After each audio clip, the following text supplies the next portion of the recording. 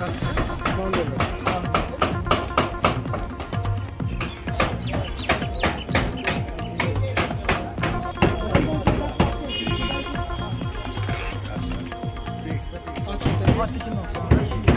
वालेकुम नाजरीन, डेली घड़ियाल में आपका खैर मकदम। मलिक ज़हूर को देख रहे हैं आप। अभी की ब्रेकिंग न्यूज़। अभी हम टांगा अड्डा एमए रोड में मौजूद है। यहाँ पर रात गए करीबन 2 बजे एक आग की होलनाक वारदात हुई, जिसमें इन्होंने सीसीटीवी फुटेज में देखा कि शॉर्ट सर्किट की वजह से यहाँ आग नमूदार हुई और 5 से 7 दुकानें खाकस्तर होकर ज़मीनबोज हो गई।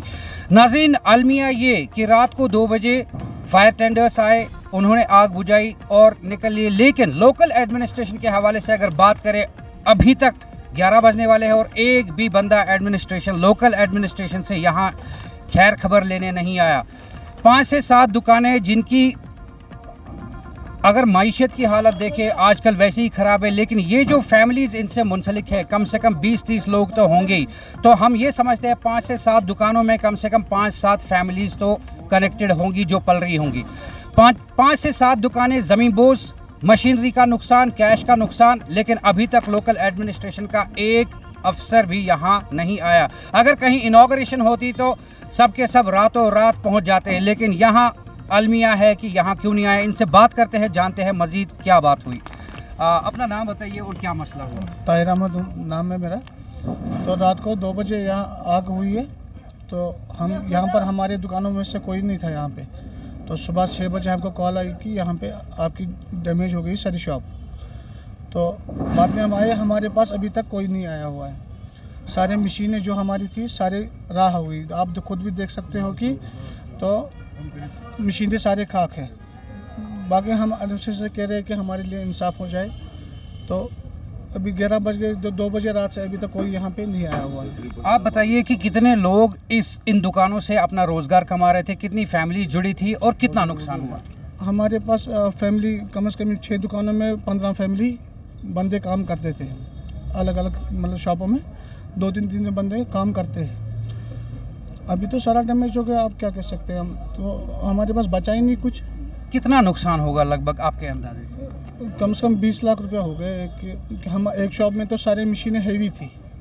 अब नहीं बचा उस वीडियो मतलब वो तो इलेक्ट्रॉनिक सामान था, मशीनें वो सारे ख़त्म हो गए हैं। क्या चाहते हैं आप एडमिनिस्ट्रेशन से? एडमिनिस्ट्रेशन से इंसाफ मांगते हैं, और जहाँ अभी तक आए नहीं तो आप क्या कह सकते हैं।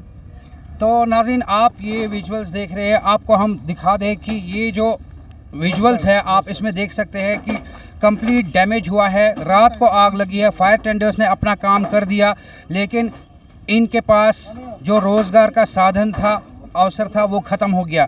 इनके हवाले से 15 से 20 फैमिलीज़ इन दुकानों पर पलती थी और अब सारा का सारा खाकस्तर होकर इनके पास कुछ भी नहीं रहा। आप ये विजुअल्स में ये भी देख लीजिए कि यहाँ पर जो मशीनरी थी कम्प्लीटली ख़त्म है, खस्ता हाली में है। दुकानें ज़मीनबोस हो चुकी है और कमाने का आसरा ख़त्म।